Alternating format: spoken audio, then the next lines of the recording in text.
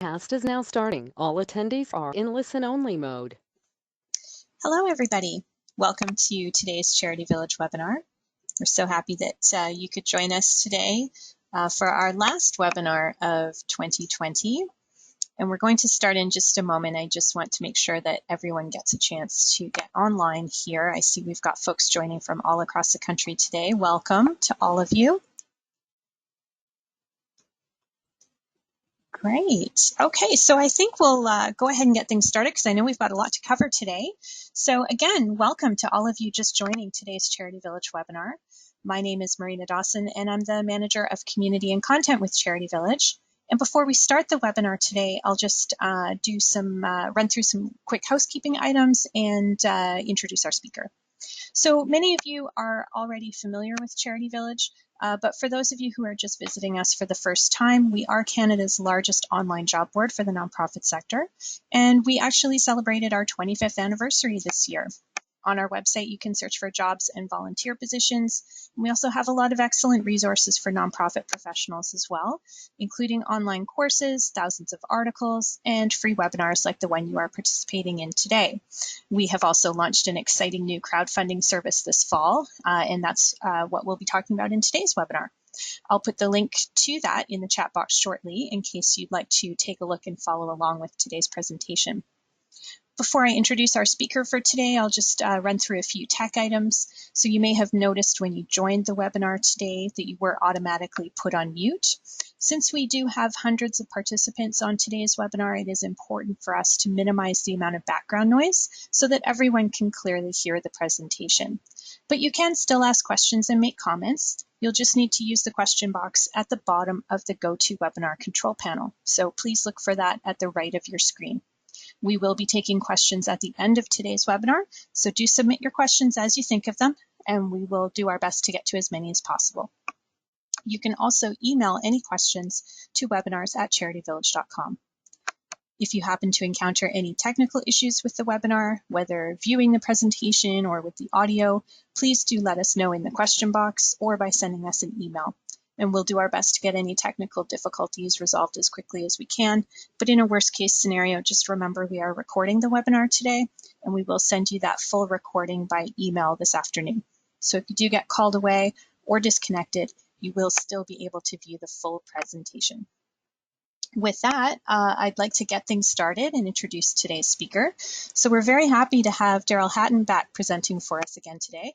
Some of you may remember Daryl from the webinars we ran in October. So Daryl, I'm going to turn things over to you now to get started. Hey, thanks. I really appreciate it. Hey, everyone. My team had some fun dressing me up in a Santa hat. I'm really quite pleased that they didn't give me Rudolph's red nose, which is what's probably true because of the pandemic. We won't get into that. But topic for today is year-end fundraising blitz. How can you finish your year very strong given all the craziness that's happened? So we're going to talk about a couple of different things today. And advance slide. There we go. Big thing is, how do we want to talk about your cause in the middle of the pandemic? You know, the world has changed this year, and our messaging can change with it. It's the end of the year. I mean, I can't believe it's December. I don't know if anyone else is having blurs days as well, where I have no idea what day or month it is sometimes. But the end of the year is here. And so we've got some urgency to get the money done and in to help you finish off your year strong. One of our questions is, at this time of year with everything going on, how do we mobilize your community in a very short time frame? And then we're going to talk in the end about how crowdfunding technology makes this faster and easier for you, because it's a big job and you need some help. Now, I don't know about you, but I kind of feel like this guy. You know, 2020 has been a long journey already, and we can finally see the end of the year coming up, but it's not the end of the pandemic. We're probably just in the middle of it at this point. And so there's a lot that we're going to have to do to continue to kind of move forward through it. But one of the things that we can talk about today is just, given where we are in this and the stages we're at, what are the steps we do now and what are the steps we do a little bit in the future? We'll talk about that at the end. So when we're doing crowdfunding, A big component of this is that it's all about storytelling. We're telling the story of the cause, we're still telling the story of the problems we're trying to solve, and we need to inspire an emotional response in donors in order to get them to give us some money and help us continue our mission. A big thing about crowdfunding, and especially now in the time of COVID, is to make the donor the hero of your story. Sometimes we want to talk about the people that we're helping and how their actions are heroic or they're struggling with big circumstances. But really, in order to inspire the donor, we need to help them understand how they can be the hero here. Everybody really wants to be a hero deep down. And so we can help utilize that to get a better positioning of what we're trying to do and help the donor understand their role in that. So kind of a strategy for designing your crowdfunding story is to make a big, bold statement about a problem that we all recognize. And I'm going to go through an example of this in a second. Once we've made the bold statement about the problem is about a truth, then we describe the problem. We get into some specifics about what's going wrong in our community that we need to solve. Next, we can talk about how what you're doing as an organization is part of the solution and what you've done, maybe even a little bit of the history of why you've done it or how you've done it. But the key thing here is then to show the gap between what you've currently got and what's preventing it from really solving the problem. And that frequently, in this case with fundraising, is money. So you're revealing the opportunity for how the donor can help move this story along of the great things that you're doing to help the people that are really having trouble. They can help become the catalyst that changes it, and that's their opportunity. So to give you an idea of that, I'll tell you a story like this. Imagine that we're dealing with our example charity that we have called Poverty Fighters. Our big, bold statement would be, hungry kids don't do well in school. Now, the problem that we can describe is due to COVID, some parents have lost their income or their jobs, and they're having trouble getting their kids to school, or the kids are having to stay home because of COVID. So at Poverty Fighters, we're now going to present the solution. Our school lunch program helps deserving kids have 2 meals a day. With the pandemic increasing and all the new pressures on the system, we need more funds to feed all the kids who now need it. So that's the gap. Here's how you reveal the opportunity, but you can help. Your contribution can help feed one child every day for a week, and you can ensure that the child will have the food they need to learn well in this developmentally important time. So please give. So we've gone through those steps very quickly, and that is the essence of an ask in a crowdfunding campaign. From there, you might go on to add stuff about why the program works, or what your history is, or some of the success metrics you've had. But the key thing is to get those points out to help the donor understand how they can be a hero.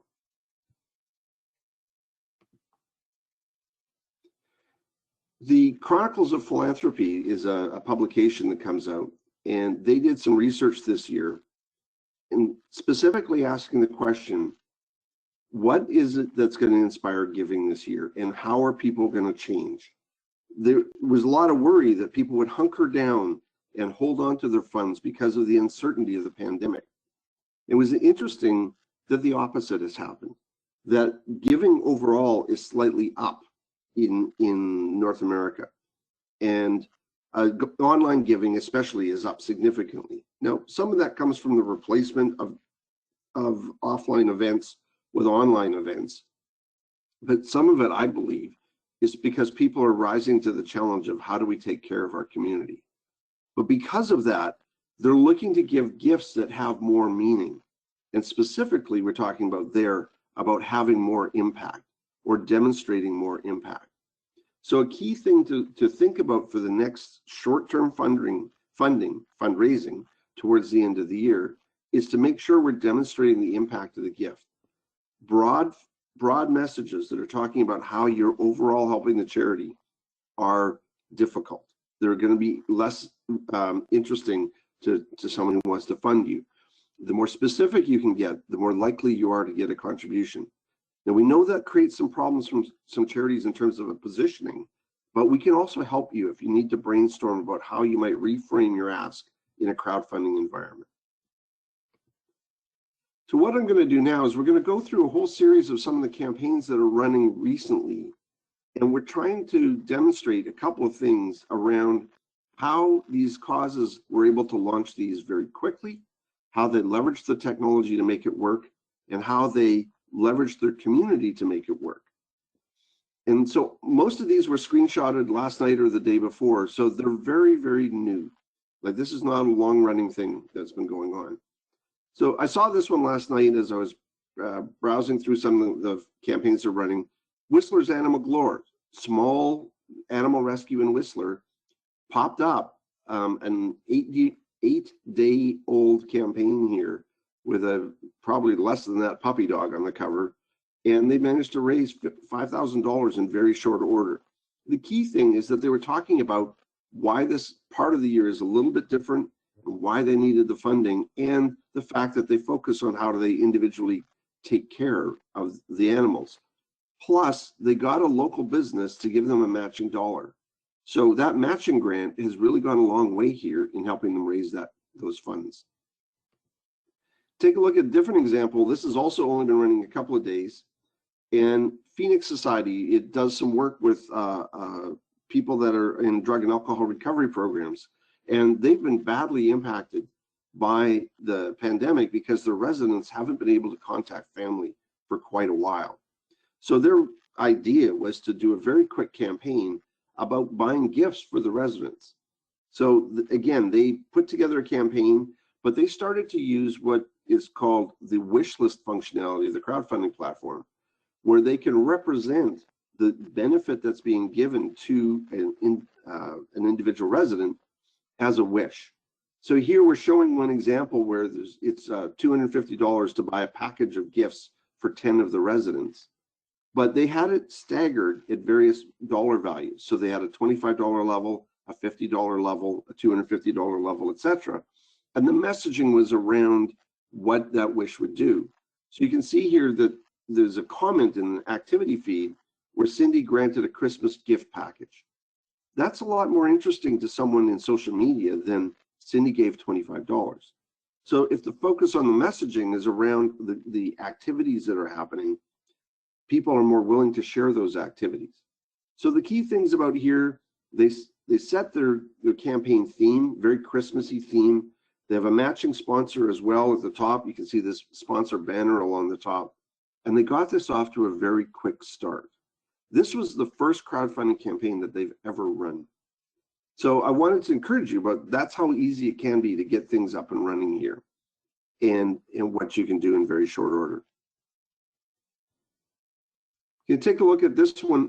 If you were in the previous webinars, we talked about Bloom Group before, that they are supporting women in the downtown east side in Vancouver, and typically women who have children. They had their crowdfunding campaign running in the early spring for COVID. And what they've done is they've repurposed it very quickly. So this gives you some idea of the flexibility of a crowdfunding campaign. You can either tell a very specific story, just like we saw on the previous slide where Phoenix was doing their Christmas campaign, to something like this, where they've had this campaign running for over the course of the year, but they've repurposed it for a holiday setting. And what they did to do that is they repurposed the gifts that they're asking for. So the gifts are no longer at this point about COVID preparation or response. They're not buying PPE for the residents. They're not buying food for the residents, but they are specifically talking about the impacts of in this case, buying clothes for her or buying stuff for the kids that are in the program. So this allowed them to do this very quickly and create some urgency, because by changing the message, they were able to send an update to all the donors who have previously given, and they've got their attention back because they're telling them a continuation of the story that they told earlier. So the technology there is helping them communicate to the existing group of donors and helping them leverage the existing community that they have. Now, there was another example of this that I wanted to show you that we were, unfortunately, didn't get permission in time to use the name of the charity. So I'm just going to describe what they did as opposed to who they were. But they took this idea of the wish list items and went all in on it. And they described a whole variety of the different scenarios of how they can help their homeless group that they support. And so, for example, they had wishes to grant things like buy underwear, or buy deodorant, or buy food, or they even had a Christmas turkey that was very popular. And they showed how many of these things were being sold by showing the inventory capabilities on the wish lists. So if someone went to their campaign page, the wish list items were all arranged in a grid along the page. And it was a little like online shopping for, if you're going to Etsy or going to some of the sites, you could grant the wishes and select them, put them into a bit of a shopping cart. So people went kind of crazy on it over the last little while. And they'd buy somebody a turkey, and then they'd buy someone a t-shirt, and then they'd buy someone some boots or something like that, or blankets. And in doing that, they were getting a pretty clear idea in their mind that they were really, what kind of benefit they were giving to the people, the recipients of this program. And in very short order, from the beginning of December until now, they've raised almost $50,000. And it seems like it's not slowing down at all. And they had no matching grant on that. So it got them going in a very, very quick time frame. They were able to set it up in just a few days. And they, I think they were using something like 40 or 50 different wishes to help communicate the different kinds of impacts. Now, when I say that, a lot of people go, oh, but I don't want to have the money so specifically allocated to the, I don't want to have to buy that many turkeys for our people and have these as restricted funds. And in best practice in campaigns like this is to add messaging into the checkout flow that has a checkbox with it if possible. And it asks the donor, we'll use this money as you've indicated, or according to the best interests that we know of the community, decided by the executive director or the directors. So you can turn them into unrestricted funds, even though you've had people looking at these, if they agree. And that's a very important part of giving you the flexibility to allocate these funds the way you want, and using the technology to grab those permissions for you so you know that you can. Gonna flip over here just to show you another one that's very quick. Boys and Girls Clubs, Red Deer. This is a Charity Village campaign that was just started a couple of days ago, and they had already managed to raise half of their goal as of yesterday. The thing that you're seeing there is that this is an automatic message that can be posted on a campaign. They said they've surpassed 50% of their goal when they hit that. And by sending out a message very quickly to the supporters, they've been able to communicate and get more social sharing because of that. So this is a key component of crowdfunding, is that it will change the rhythm of that you talk with your community. Where we used to plan our communications long times in advance and stagger them over the year because we didn't want to worry about we wanted to not worry about overwhelming all of our donors with too many communications. In crowdfunding world, when we're communicating updates about what the money's been used for or how the project has been successful, donors tend to be very willing to receive those. And so the rhythm changes. This campaign is only a couple of days old, and they've already sent out a couple of updates to let everybody know what's going on. So, that's the kind of thing that can inspire the discussion of the community. And when we're talking about what we need to do, part of this in a crowdfunding campaign is how do we mobilize that community to help reach other people? And one way is to give them things to share that aren't just asks. They're more show and tell. So when we're sharing an update like this, which is automatically published out to all the donors who've signed up for those types of messages, it's fully CASEL compliant. But when they sign up for those, the information is automatically emailed out to all those people saying, hey, we got a new update you may want to see on the campaign page. And that can inspire more social sharing. So, kind of on the theme here, this is done in only a couple of days. They've raised some non-trivial amount of money. Some groups will raise more, depends on the size of your community. But by using frequent updates, they're able to get the message out to a broader part of their community at a pretty challenging time of year. There's a lot going on in social media right now around the pandemic, around the results of the US election, around just what the pandemic is doing, to our social lives and things like that. So we need to have messages that get through, and the best way to get a message through is to have a friend share it and get that out to their friends. I wanted to show you this one. When we're talking about leveraging a community, sometimes you have groups that have been raising money for you offline for a while. And now this year, they're looking for a way to help as well. They may have put up a coin jar or a collection jar at their place of business. They may have been soliciting through their employees, that kind of thing. Harvest Project had the Pelly Clinic, which is a chiropractic clinic. They would normally raise about $1,000 for them every year. And they came to them only, I want to say it's about a week ago to get it going, or 12 days, I guess, is where they've been. And they came to Harvest and they said, hey, we'd like to do our offline campaign, but can you help us get this done? So Harvest used the DIY capabilities of the Charity Village crowdfunding platform, and DIY standing for do it yourself, to enable them to create their own campaign content, their own campaign that securely pays into Harvest's funds, issues tax receipts from Harvest appropriately, but lets them control more of the message and share it in their social network. And they went to town. They've ended up raising $4,500 as of yesterday. And it was going so well that simultaneously a matching grant came in to Harvest, and they were able to add it to this campaign. So it hasn't even been utilized yet, and they've already hit $4,500, significantly up over the $1,000 they raised last year.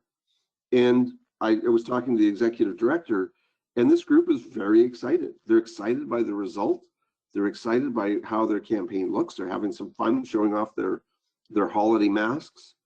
And it's getting a message out into the community that not only are they still open for business right now in the pandemic, but that part of the work that they do supports local harvest, local homeless and poverty reduction programs. So really good message from a business point of view, but a really great way of leveraging community support that you already have. This took a lot of the work off of Harvest. Once the basic campaign, what's called the master campaign, is set, which only takes a few minutes, they're able to do this multiple times. We're not showing it here, but they've also had another commercial campaign that is working for them, groups that they know in the community, that this year has so far raised $12,000 for them from a business contact sense. So they have multiple groups in the community helping raise money using the do-it-yourself capabilities.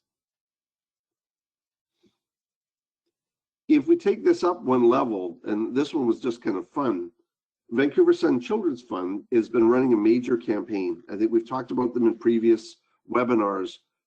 They'd raised over $850,000 for their COVID response, and they are halfway through their holiday campaign in December, and they've already raised about $500,000. But one of their donors came to them and said, I'd like to start a campaign for you. I'm not going to go on my golfing holiday this year because of COVID, so I'm going to try and inspire all of my friends to raise a whole bunch of money for Vancouver Sun. So again, using the kind of idea of a do-it-yourself campaign set up very quickly, they actually got her to do a little video testimonial, and got a video crew there, which, that looks like a handheld video camera right now and just a good quality microphone.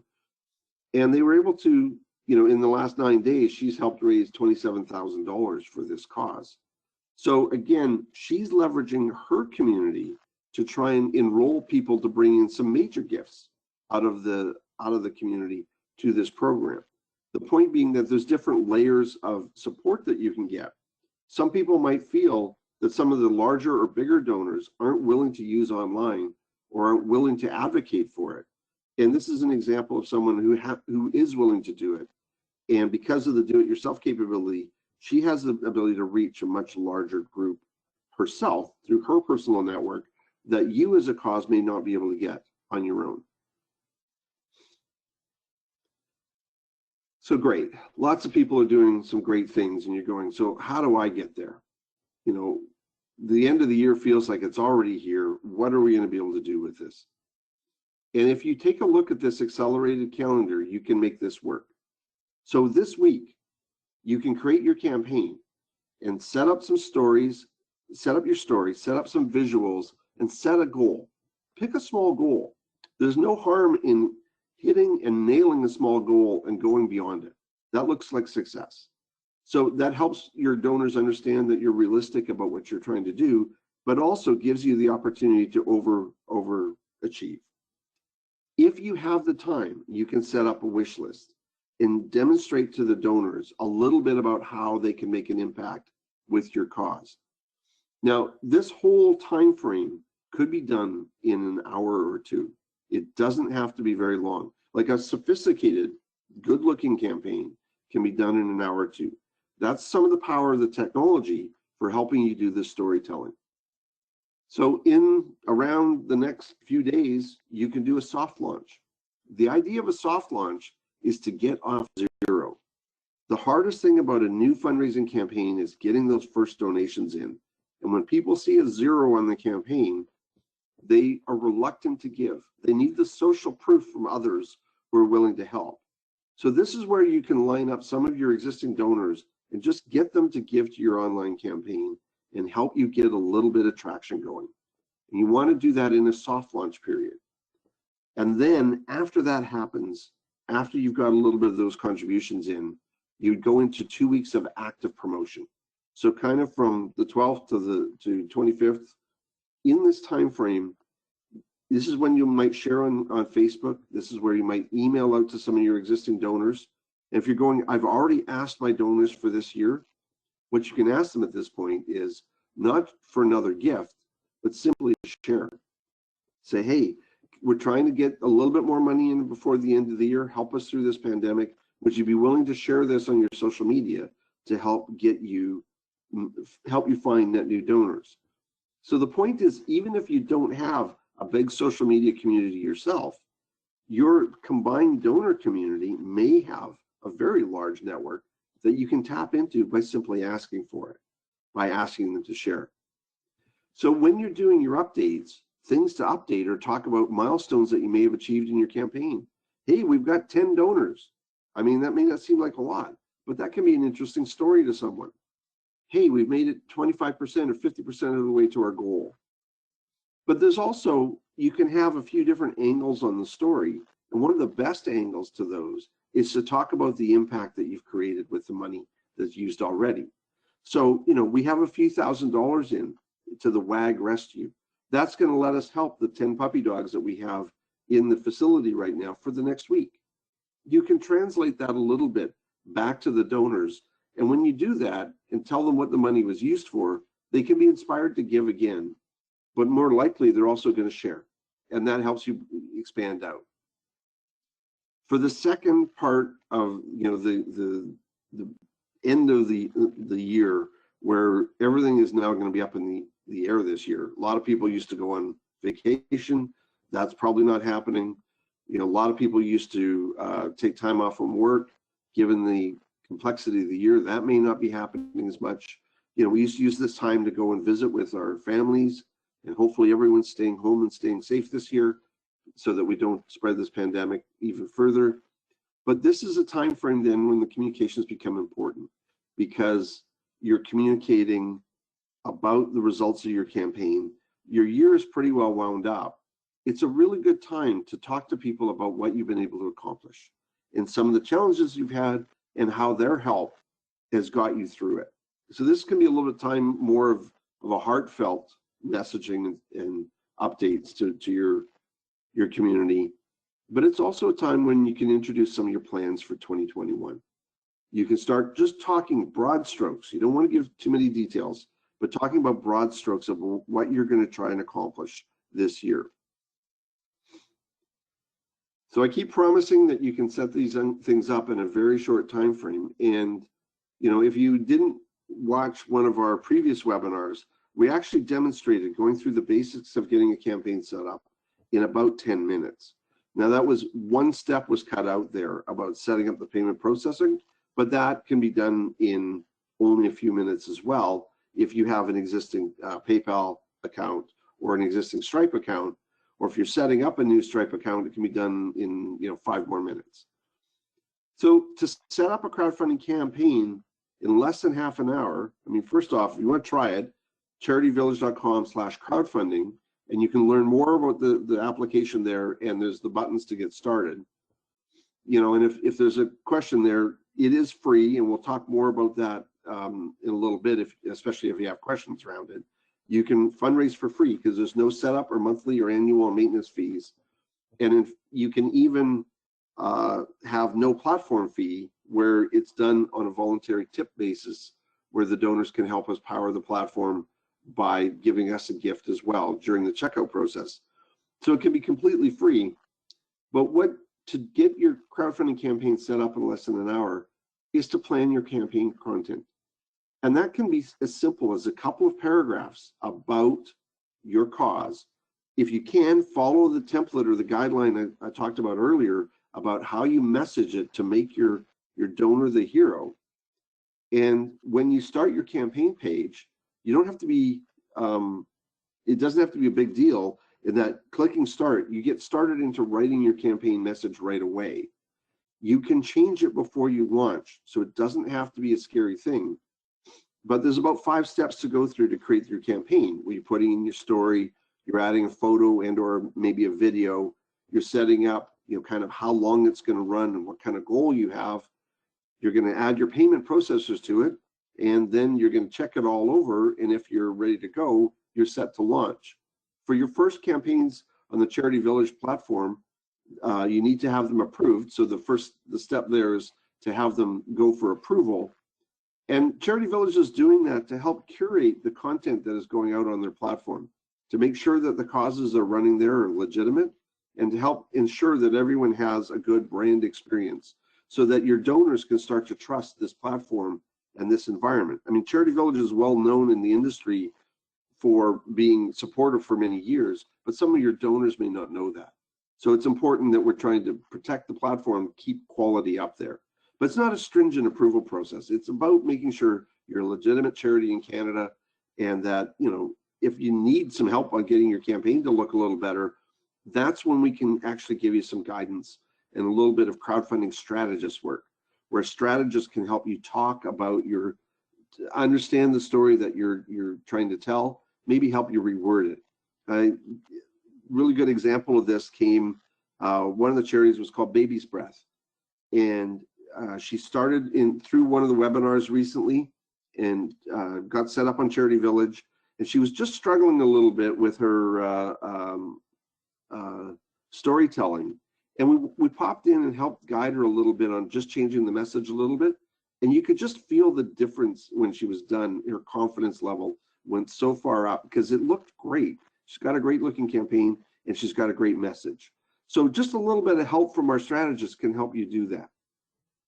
Now, my little baby showed up there a little early on me, but when we think about getting started, when we learned to walk, we were prepared to fall down a little bit. We had to crawl a little bit before we walked.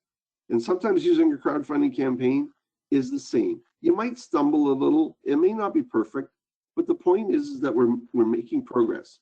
This little girl is really, she knows what she wants. She's going to meet somebody. And so it doesn't matter that she's a little unstable. And I'd like to encourage you that that's what we need to do as well here, is to take steps, to have a little bit of a beginner's mind or a child's mind, and be willing to just go and click on a few buttons and see what happens. Because the technology will help you get better fundraising results. You have to take care of your story and providing the images and doing the sharing on social media, writing updates, thanking your donors, figuring out how much you're going to ask for as a goal, what your ask is, what are you trying to get your donors to do. But the crowdfunding platform takes care of publishing a microsite for you, a page with the content all laid out beautifully on it. Make it really easy for your visitors or donors to share to social media. It can generate tax receipts for you. We get lots of questions about this. It is legal. We do tens of thousands of these this year already, where we're issuing tax receipts for the charity in the charity's name using the charity's CRA number. And in order to make all that work, you get all the reports of all the donors, all the donor data. You can move that donor data into an existing CRM system if you want, or you can just leave it in place and manage it there. And the platform will do things as well around generating content. It'll automatically generate things like updates when you hit milestones, 50% of the way, 100 donors, all things like that. And it can help you amplify the impact, because as a donor is making a contribution, when they're finished, the platform asks them if they're willing to share. And it's a beautiful time to get them to do something else for you, because that donor is feeling good about having made their contribution. And they're flooded with a few hormones of serotonin, oxytocin, dopamine, and endorphins that helps them feel good about it. At that point, they're usually willing to share quite a bit. And the platform can help you manage a team, maybe even bringing in some volunteers from your group to let them safely handle this for you. Anyone got someone on the team who's got a son or a daughter who's really great at social media, or is looking to go into journalism, or is looking to try and do as an English major? Get their help writing your campaign content. You can do it safely. So we talked a little bit about the idea that this is running a crowdfunding campaign to the end of the year if you haven't already run one, is a great way to get your feet wet, to learn how to get up from crawling and walk a little bit into the online world of this. But planning for 2021 is something that most of you are going to start on in the next little while, especially heading into January. And we'd like you to know about the fundamental idea that we have underlying crowdfunding. And we call this the revenue generation flywheel. And the idea is that we want to take donors through a circular path. And you might go, this is very much like existing donor cycles that we've seen. The difference in a crowdfunding world is that each step along the way here, there are different activities that the donor will take part in that they didn't used to take part in when we were just doing emails, for example. So emailing out someone, you don't have the ability for them to easily forward that, manage that, personalize the message to their own network. That's part of an amplify step that we'd have in the crowdfunding revenue cycle. So the idea is, can we attract donors, get them to a campaign page that helps them learn about the cause, educates them, and inspires an emotional response, shows them how they can be a hero. The monetization step for that is about converting that emotional response into a contribution, but it's not just about payment processing. It's about showing them the wish list items or the matching sponsorship coming in to help them understand better the impact that they're going to create. Then after they made the contribution, amplifying that, getting them to share in social media to help you attract new donors, but also to help get the message out about your cause. It's a show and tell at that point, more than just an ask. The retention step is where whatever it was that they gave at the engage step, we want to make sure that they get some information on the fact that it's actually been used for that. So the platform helps you publish out the results of how you've spent the money to keep the donors engaged, so that they feel it's very hyper-personalized information. This is the project they gave to, and you can respond to them easily without having to do a whole lot of work. And the goal is to mobilize them to get them to advocate for you, and hopefully that'll attract new donors, and then we have more donors going through this cycle, and you can start to grow continuous, recurring, sustainable revenue that's not so event-based or not so campaign-based, because the campaigns are very hard on everyone in terms of the big spikes in revenue and then the big lulls afterwards. And so one of our goals is to try and help you smooth that over, to get more continuous forms of revenue, and even recurring revenue from repeated or recurring donors. So if you're thinking about next year and you're going, I'm not sure what to do, or I need some help figuring this out, type SOS into the chat box and we will work to get together with you and help you plan in January, or kind of at your convenience there, what your crowdfunding strategy could look like for the year and how you can start building those recurring and sustainable results. So, time for questions. Awesome. Thanks, Daryl. So inspiring. There's so many good things that we can still pull together before we wrap up towards the end of the year. So this has been great. You always used to say that if you want to get something done, give it to a busy person. Now is a very good time to get something done because you're all quite busy. Absolutely. I think our nonprofit partners will appreciate that for sure. This is great. So let's talk a little bit about the platform itself. So first of all, just some questions coming in about who can use the platform. So could you chat a little bit about what organizations are eligible to use the platform, nonprofit versus charity, Canadian organizations versus international, just maybe run through a few of those things? Yeah, sure. So the platform is available actually to all sorts of different types of causes, as you've indicated. So, it can be used by charities and nonprofits. The distinction is well understood in what we do. Charities, if they are registered in Canada, are able to use the tax receipting capabilities of the platform to issue their tax receipts. You don't have to, but you can. And nonprofits can use the platform to collect donations, but unless they have CRA authorization for issuing tax receipts, just wouldn't do that. So they can use it in for collecting funds for all sorts of different kinds of projects. And we have a wide variety of groups doing that. We have obviously a lot of registered charities, but we also have groups like Lions clubs or Rotary clubs who may not have charitable status or are using this to raise money for some of their projects and then applying them themselves. We have some social enterprises doing this, and so a social enterprise being delivering more of a product or service in a more of a revenue generation model or cost recovery model, they can use this as well for their projects. So you can have Phoenix Societies actually runs as a social enterprise, and they're raising money in that, and they have a charitable arm.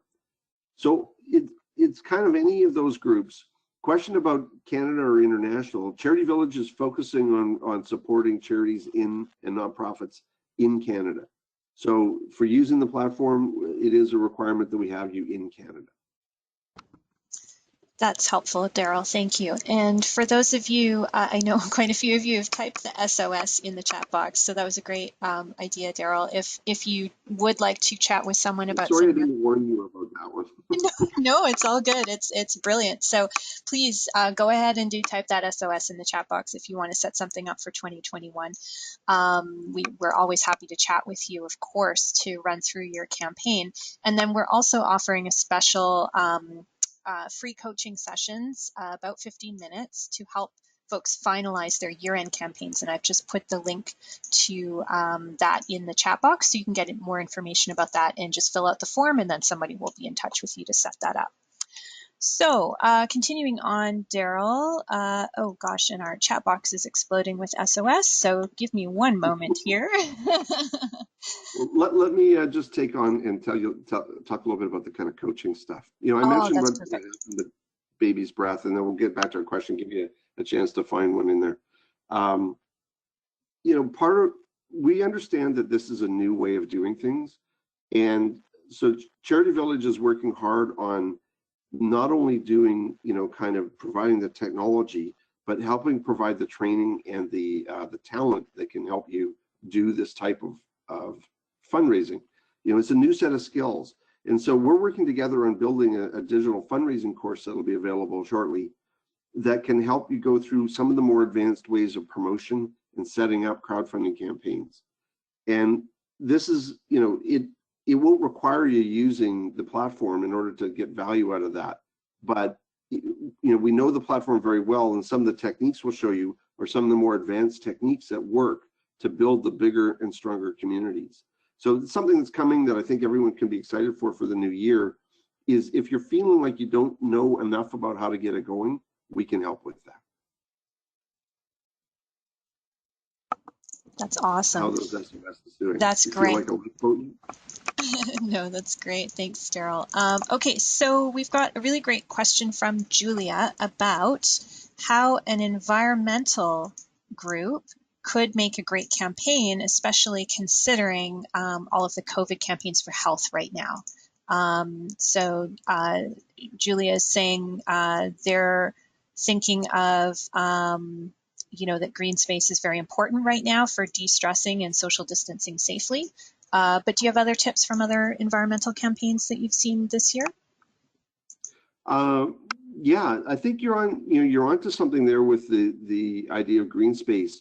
You're translating the benefits of what the work that you're doing into something that's impacting the broader community. And I know of another wilderness protection group that is just launching their campaign today. And I didn't get permission, so I can't talk about it.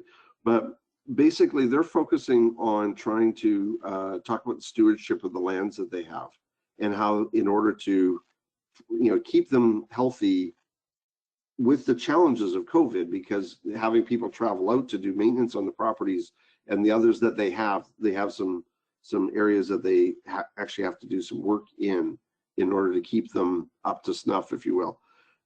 They're talking about the challenges of that, and I think that they're going to find some traction from their group, their community, around maintaining those things, because it's very clear that it's challenging in this year, and there's special costs involved, and there's special things that need to be done to protect the workers that are going to go do that. So that's one example. But if there's others, it's about preserving and protecting so that when we get back into our communities in a bigger way, we're allowed to go back out into the wilderness, and that's when we're going to need some time to go heal. And preservation of those areas is so important to our mental health. So I think there's a really strong story in there that you can talk about. And we talk a lot about health, we talk a lot about puppy dogs, we talk a lot about some of the human services side. But this is a great question, because it really translates down into what's that emotional value that you're delivering to these donors. And how do you get them in touch with it and help them see that it's important to them and that they can make a difference? That's the essence of your storytelling. And, I think you can be very successful with a campaign like that. Wonderful. And a question from Sandra. Can the platform be used to launch capital campaigns, for instance, for buildings? It can. The challenge with crowdfunding is if you don't have a very big crowd, a capital campaign is a huge ask, because it's, if you think about where a lot of the times your capital campaigns are funded, they're coming with some fairly large gifts coming in to handle that. Crowdfunding is kind of at the other end of the spectrum.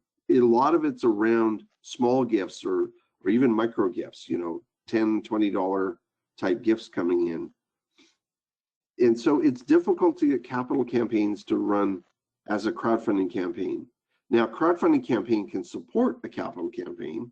It can bring visibility to the campaign, and it can help you get some donations from the, if you will, the consumer donor community that's looking for something to be built or had. But it rarely will hold or handle the whole volume with it. And I think one of the really important things there is that with a capital campaign, it's frequently a pretty dry ask. We're not very good at getting the emotional component into those campaigns. And that's pretty important for a crowdfunding campaign, is to trigger that emotional response. So if you can phrase it that way, use the ability to break projects down into smaller chunks. You might use the crowdfunding campaign to fund a portion of the capital campaign, and that focus on the storytelling that makes more sense to your community with that. And that can work out really well. And I'm just going to make a crazy joke, but if you're going to build a school, You might have the crowdfunding campaign fund all the blackboards or all the windows or some component of that as the way to communicate the value to those donors. Excellent. And before we jump into questions about the platform itself, because I know there's quite a few of those coming in, I want to address this question from Kashif. Do you find through previous experience that a current campaign works well in collaboration with a year-end fundraising blitz, or should your year-end campaign be something outside of that as something new? Great question. And I think if I understand it right, you're basically saying, can you run these in parallel? Would you want to have a crowdfunding campaign and your year-end campaign running at the same time? Will they collaborate or coexist? And I think they do. And you can have your year-end campaign, I expect, has probably gone out through an email blast and a number of communications that have been going along in preparation for this time frame. It's kind of like that's the main haul truck that's going to take a lot of the work that you're doing and bring it in. And this is where you get the off-road sports car to go out and explore new territory and bring in net new donors from different areas. So they can support each other, but they can also be quite independent and running simultaneously. I hope that answers the question. Excellent. Thanks, Daryl. So getting back to the platform, can you talk a little bit more, and you might have addressed this in a previous session, but if you could just talk a little bit more about issuing tax receipts and who can do that as well. We've had quite a few questions coming in sort of about confusion about that. Yeah, it's one of the questions that I think there's some misunderstanding that is in the industry about who is issuing the tax receipt and how. So let's just walk through it a little bit. You can issue tax receipts in Canada if you are granted that authority by CRA. We can generate the tax receipt, and notice I didn't say issue, we can generate the tax receipt on your behalf. You're issuing the tax receipt and deliver it electronically to your donors in formats that are approved by the CRA. So there's some guidelines that they published. We've had our receipts gone through different audits at different charities, not audited because of us, but because of other things. And CRA has looked at the receipting and gone, yes, this works, this is fine. So the platform, if your charity, can issue those receipts for you by collecting the donor data during the checkout process. And then there's a short delay, and then a PDF file is generated with a formatted tax receipt that follows the numbering conventions and the data requirement conventions for CRA. So that part all works well. If you don't have the platform generate tax receipts for you, it can still do the data collection for you, and you can export that data and load it into your existing CRM system and issue tax receipts that way. So both mechanisms are there. You can either have the platform do it for you with your own tax receipting and your own numbers, or you can collect all the donor data and use your existing system. We get a lot of questions around, how do you do the numbering scheme? People will ask us, we're supposed to have a consecutive series of numbers for your tax receipt in a register. The platform will provide you that register, and the way CRA allows this to happen is you have a unique stream of numbers through the platform, and then you have your own unique stream that you're doing through the existing activities you have. So the way we recommend you keep them separate is you put a little prefix on the number that is generated on the crowdfunding platform. So for example, you could do CV for Charity Village 20 or 21 for the year, a dash, and then the numbers that come through. And this makes it very easy for your staff or your team to know if somebody calls in and says, hey, I'm looking for CV, tax receipt CV 1234, you know where it generated and you know where you can go look it up. The system maintains all those tax receipts and will actually keep them online for the donor so that when they forget where they put it in January and they're all trying to do their taxes, they don't have to call and bug you about it. They can go and get it online themselves. And it's also been emailed out to them. So our customers have found that it saves a lot of time and tax time because these things are all kind of automated in the platform. That's incredibly helpful.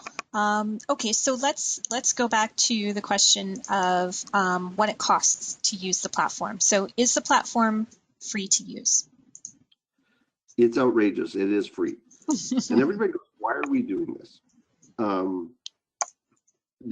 We don't charge a setup, a monthly, an annual, or a maintenance fee. So signing up for it is free, but utilizing it is free. You still have to pay your payment processing costs. Using Stripe or PayPal is the way the money is moved to you as a charity or nonprofit. And that can be existing accounts that you already have. And if anyone doesn't have a PayPal Giving Fund account by now, you should get one, because it gives you great access to free fundraising in Canada. But also you can use that same account for processing transactions from Charity Village. And so you're typically paying a nonprofit rate there, something like, with PayPal, it's 1.6% and 30 cents a transaction. And with Stripe, it's 2.2% and 30 cents a transaction. And they're both very good to do. Don't just go for the lowest cost. I'll explain more about that if in a minute. But other than that, we don't charge a transaction fee for the platform. What happens is we ask the donor if they're willing to give us a gift at the same time they're giving you yours. So we ask them for a tip in the checkout process to help keep fundraising free for you. And about 70% of donors in Canada are willing to give us a tip. And that is what allows us to run this platform for free. So our commitment is to try and give you the most advanced digital fundraising technology in the planet for free, or as close to it as we can get. And that as close to it as we can get is recurring donations don't work well with the tipping model. So we have another model that we have called Pro. And in the Pro model, we ask the donors to cover the fees for the payment processing and the platform. And because it's done in that way, about 90% of donors will cover those fees. And so it's actually sometimes cheaper than the free plan, because you're getting your payment processing costs covered as well. But a lot of times people go, but where's the catch? There isn't one. It's fun to actually have this conversation and then have people coming back and go, you were kidding. Like, it really is free. Yes, it really is free, because it works well. We understand the pressures that you're under as a charity for keeping your costs down. This is the best way we can find to give it to you, give you very powerful capabilities at no cost. That's great. And just to confirm, Daryl, when donors do tip, they don't receive a tax receipt for that portion, correct? They don't receive a tax receipt for that portion. And they do if they're using the Pro model. They do get a tax receipt for those fees. And a reminder that it's optional. They do not have to make a tip. And, so it's completely fine if somebody says, hey, no, I just want the money to go to charity. It works out. We know that it works well from that point of view, and no one should have to feel obligated to help. That's incredibly helpful, Daryl. Thank you so much for being with us here today. Did you have any final comments before we wrap up? I just hope that everyone can have a happy holiday and create the kind of memories that we want in this year of the pandemic. And we'll be talking about this for a long time. So please stay safe and healthy and happy, and look forward to chatting with you in some of the SOS calls or in the new year as well. Thank you so much. And just as a reminder to everyone, if you do have questions about setting up your campaign or pricing or any of these other things related to getting your year-end campaign off the ground, we've got a link in the chat box there that you can fill out a form and set up a free 15-minute coaching session. So do please take advantage of that. We'd be happy to speak to you about your campaigns. And for those of you that typed in the SOS, we'll be following up with all of you about your 2021 campaigns as well. Again, I want to thank Daryl for a wonderful presentation. We really appreciate him taking the time to be with us today. Just as a quick reminder, we will follow up with all of you by email this afternoon with the webinar recording and the slide deck. We're going to have some additional resources there as well about the crowdfunding services. So you'll be well covered with lots of information. There's also going to be a short survey that takes less than 5 minutes to fill out. I hope that you will complete that if you can. There's an opportunity there to let us know if there's other topics you'd like to see covered in a future session. On behalf of Charity Village, thank you all so much for joining us today. Since this is our last webinar of 2020, I'd also like to thank all the presenters from this year who so generously gave their time, as well as all of our registrants and attendees. Without all of you, we wouldn't be able to run these sessions for the sector, so thank you. I'm excited to announce that our next free webinar will be held on January 28th. We're going to unveil our brand new 2021 Canadian Nonprofit Sector Salary and Benefits Report. So watch for an invite to that session coming early next year. Thank you again for taking part in today's webinar. I wish you all the best health and happiness for the end of 2020 and into 2021. Thank you so much. Bye-bye.